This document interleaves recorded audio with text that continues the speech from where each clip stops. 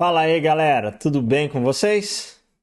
Meu nome é Henrique, sou aqui do canal Velharia Recente, junto com a minha esposa Dani, do canal Reage Dani, e aqui nós apresentamos para vocês crimes reais, casos reais, mistério e algumas séries aí, resumos de algumas séries. No vídeo de hoje, iremos tratar do maior ou considerado o maior serial killer do mundo. E você que está chegando aqui, deixa seu like, se inscreve no canal, compartilha esse vídeo aí com quem gosta de True Crime e vem aqui comentar esse caso mirabolante aqui com a gente. O nome dessa figura emblemática que eu falei para vocês, do maior SK do mundo e muito estudada, é Harold Frederick Shipman, que ficou conhecido depois como Dr. Morte. Ele era um médico britânico e foi responsável pela morte de pelo menos 15 idosas entre os anos de 1970 e 1990.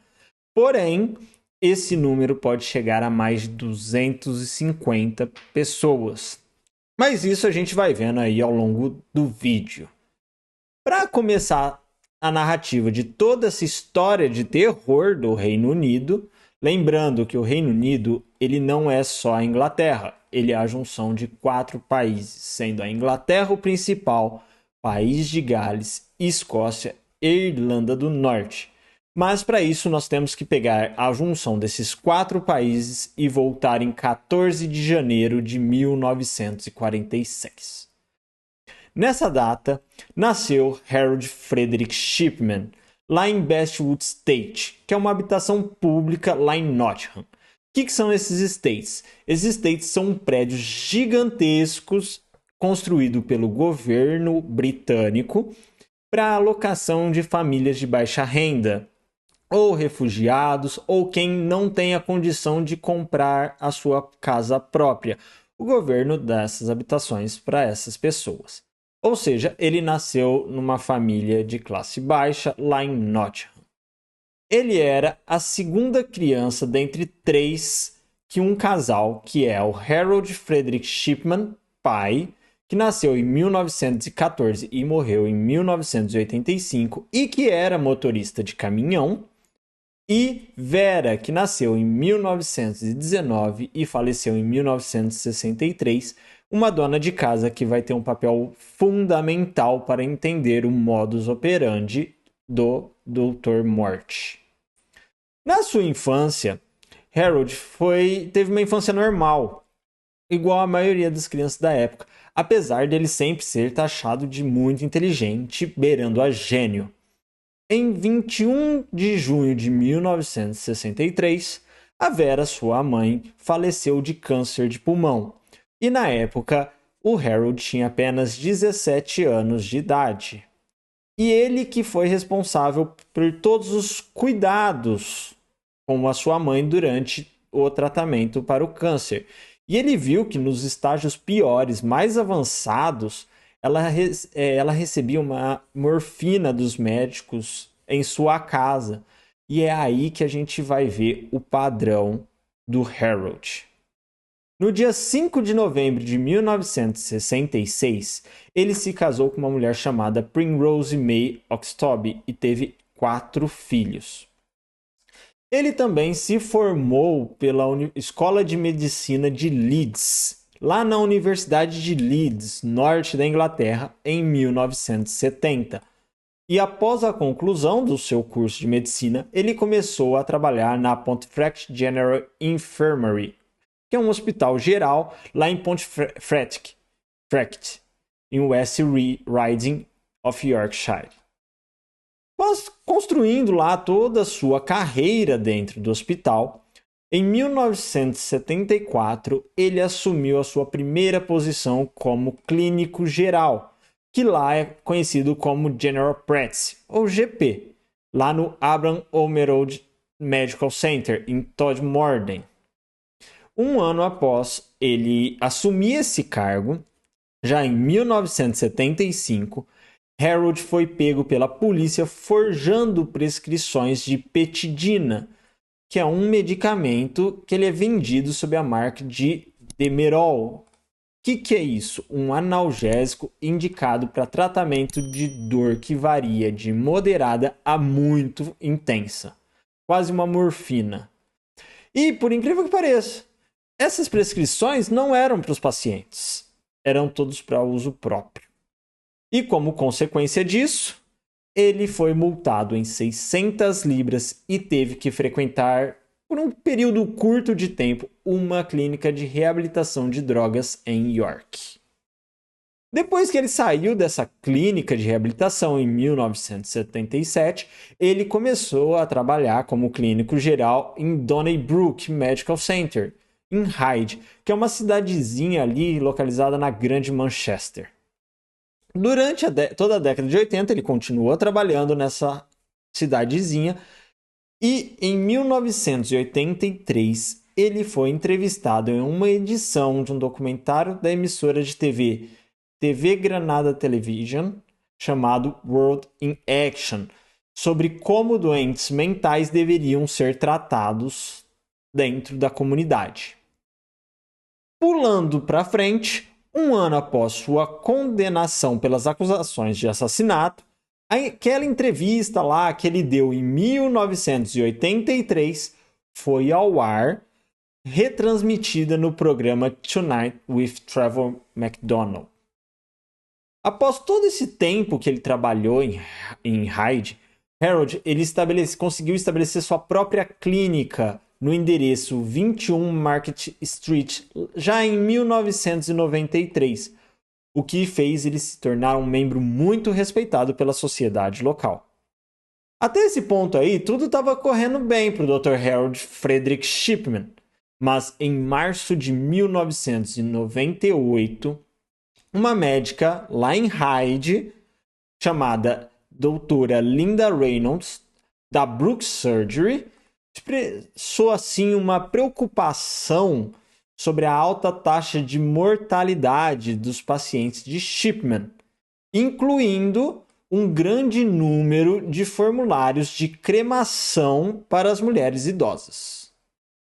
Essa médica, a Linda, procurou as autoridades locais com essa desconfiança, mas lá no dia 17 de abril de 1998, a polícia encerrou a investigação porque não conseguiu encontrar nenhuma evidência para apresentar uma acusação contra o médico.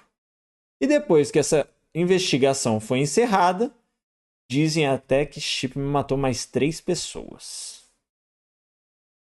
Em agosto desse mesmo ano, um taxista chamado John Shaw procurou a polícia porque ele suspeitava até que Shipman havia assassinado 21 pacientes.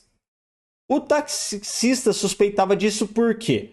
Porque muitos pacientes idosos que o taxista levou para o hospital e que iriam se consultar com o Shipman, eles tinham aparentemente uma boa saúde.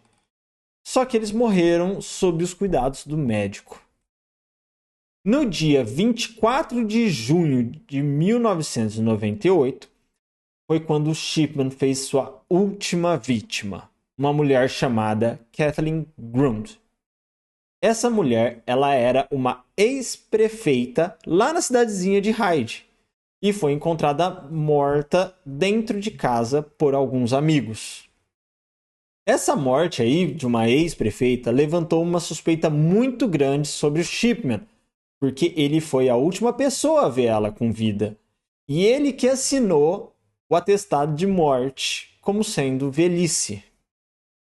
Angela Woodruff, uma advogada e filha da Grund, foi informada por um colega ali de profissão, o advogado Brian Burgess, de que sua mãe havia deixado um testamento e que haviam dúvidas sobre a autenticidade dele.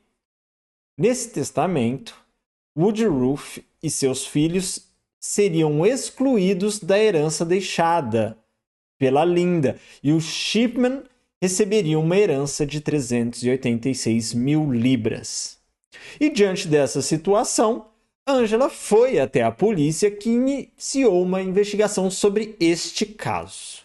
Por causa dessa investigação, o corpo lá da senhora Grundy foi exumado e, através de análises, descobriram que tinha vestígios de heroína no corpo, que na época era muito comum usar para controle de dor em pacientes com câncer terminal.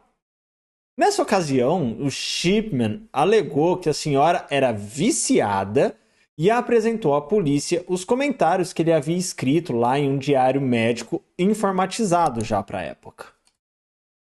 No decorrer das investigações ali, quando a polícia foi investigar os diários médicos, a perícia mostrou que essas anotações que o Shipman fez foram escritas post-mortem, ou seja, depois que o paciente havia morrido. Com essas investigações em andamento e em curso, a polícia prendeu o Shipman no dia 7 de setembro de 1998 e na casa dele, os investigadores encontraram uma máquina de escrever da marca Brother, a mesma marca usada para fazer o Novo Testamento que excluía a filha e os netos da ex-prefeita. Com o Shipman preso já, o seu julgamento começou no dia 5 de outubro de 1999 na Preston Crown Court. Esse julgamento aí foi feito pela acusação do assassinato de 15 mulheres por injeções letais de diamorfina, e todas elas ocorridas entre o ano de 1995 e 1998. Nesse julgamento foram nomeadas as vítimas e as idades, e as vítimas eram Mary West, de 81, Irene Turner, 67, Lizzie Adams, 77, Jean Lilley, 59, Ivy Lomas, 63, Muriel, 76, Mary Queen, 67, Kathleen, e assim vai, Bianca, Nora, Pamela, nenhuma abaixo de 50 anos. Os advogados do Shipman, nesse julgamento, tentaram entrar em um recurso para que o caso da ex-prefeita fosse julgado até separado dos outros, porque o motivo para aquela investigação era uma falsificação de testamento. Já no ano 2000, um livro chamado Prescription for Murder, do autor Brian Whittle e Jean Rich, sugeriu que o Shipman forjou o testamento da última vítima porque ele queria ser pego, porque a sua vida estava completamente fora de controle, ou até mesmo porque ele planejava se aposentar com 55 anos e deixar lá o Reino Unido para trás. Durante a investigação que levou aos 15 nomes falados, a polícia descobriu um padrão na administração das doses letais de diamorfina. E Shipman assinava certidões de óbito dos pacientes e logo em seguida já falsificava registros médicos para indicar que eles estavam com problemas de saúde. No dia 31 de janeiro do ano 2000, depois de 6 dias de julgamento, o júri considerou Shipman como culpado das 15 acusações de assassinato e uma acusação de farsa. O juiz Forbes, responsável pelo julgamento, condenou ele à prisão perpétua em todas as 15 acusações a serem cumpridas simultaneamente, com uma sentença de 4 anos a mais por falsificar o testamento da Linda. Enquanto ele estava preso, ele se tornou um grande amigo, um grandíssimo amigo de Peter Moore, um outro serial killer que a gente pode até trazer em outro vídeo aí. Durante todo esse período que ele ficou preso, o Shipman negou sua culpa, contestando todas as evidências científicas apontadas contra ele. Ele nunca fez nenhuma declaração pública sobre as suas ações e os comportamentos da sua esposa, a Primrose, foi sustentar que ele não era culpado. E ela fez isso o tempo todo, mesmo após a condenação dele. Nesse ponto aqui, eu tenho uma curiosidade para vocês. Harold Frederick Shipman é o único médico da história da medicina britânica considerado culpado de assassinar seus pacientes. Até hoje. John Bethke Adams, ele foi acusado, é outro médico britânico, que foi acusado em 1957 de assassinar um paciente, em meio a alguns rumores que ele havia matado outras dezenas aí num período de 10 anos e possivelmente tenha fornecido um modelo para Shipman. Mas esse médico foi absolvido e nenhuma outra acusação foi feita contra ele.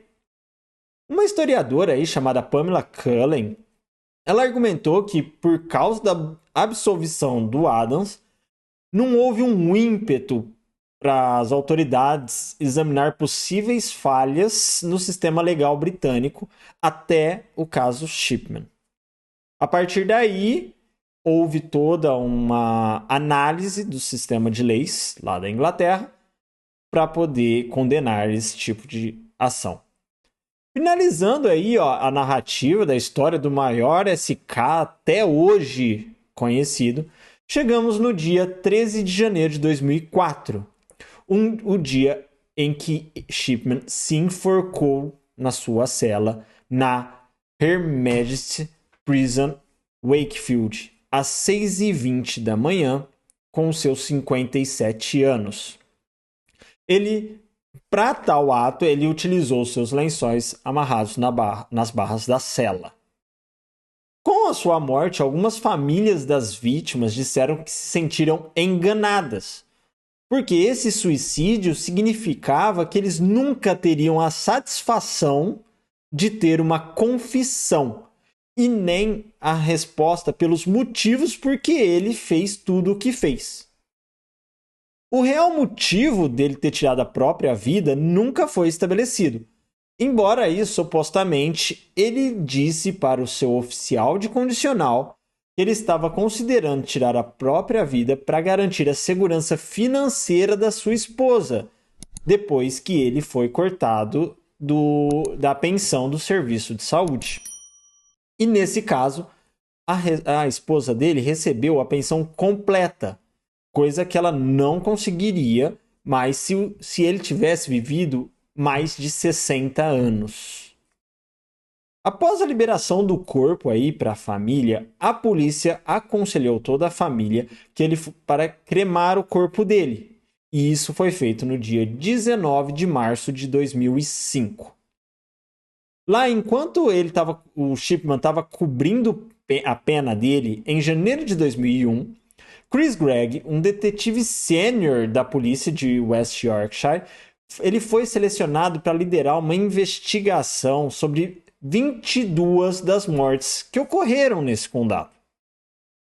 Após isso, o inquérito do Shipman, apresentado em julho de 2022, concluiu que ele havia matado pelo menos 218 de seus pacientes entre os anos de 1975 e 1998. Lembrando que a primeira condenação foi um período mais curto. Agora eles pegaram um período de toda a prática médica dele. Janet Smith, a juíza que apresentou esse relatório, admitiu que muitas das outras mortes que a natureza foi suspeita, eles não poderiam ser definitivamente atribuídos ao Shipman. E a maioria das vítimas dele eram mulheres idosas e com boa saúde. No total, 459 pessoas morreram sob o cuidado de Shipman entre 1971 e 1998. Mas é incerta, esse número não é certo em quantas foram vítimas de assassinato, já que ele era, muitas vezes, o único médico a certificar a morte das pessoas ali da redondeza. A estimativa da juíza é que na contagem total de vítimas durante esse período de 27 anos é de 250. O Conselho Médico acusou outros 6 médicos que assinaram os formulários de cremação para as vítimas do Shipman de má conduta, alegando que eles deveriam ter notado um padrão entre as vítimas domiciliares de Shipman e a morte dos seus pacientes. Porém, todos esses médicos foram inocentados. Em 2005 veio à tona também que Shipman poderia ter roubado joias pertencentes às vítimas. Algumas dessas joias foram recuperadas e devolvidas aos familiares. Outras não. Esse caso do Harold levou às mudanças nos procedimentos médicos padrões lá no Reino Unido.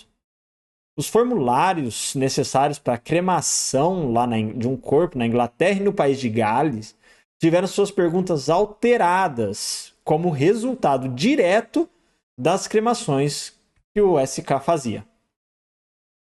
A partir do dia 1º de dezembro de 2023, Harold Frederick Shipman, também apelidado de Dr. Morte, ou também conhecido como o Anjo da Morte, é o único médico britânico a ter sido condenado por assassinar pacientes, embora outros médicos, como Ziaka Maman, foram absolvidos de crimes semelhantes ou condenados por acusações menores. E tivemos também enfermeiras como Lucy Letby, Beverly Alit, Colin Norris, Benjamin Green e Vitorino Chua, que foram condenados por assassinar pacientes sob seus cuidados.